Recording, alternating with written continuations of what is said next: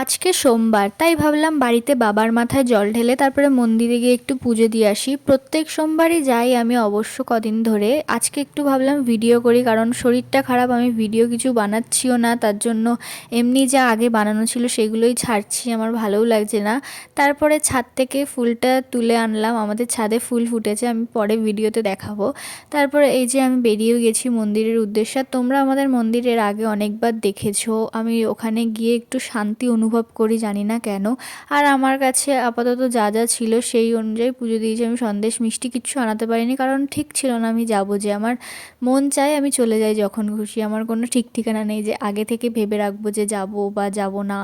তারপরে এখানে যথারীতিভাবে ভালো করে পুজো দিয়ে মন দিয়ে এখানে ফুলটা দিলাম। আর কি সুন্দর লাগছে দেখো, বাবাকে প্রত্যেক সোমবার খুব সুন্দর করে সাজানো হয়। তারপরে বাইরে বেরিয়ে দেখি বিড়ালটাকে এখানে খেতে দিচ্ছিল ওরা, তারপরে সুপির সাথে একটু গল্প করে দিয়ে বাড়ি চলে আসলাম।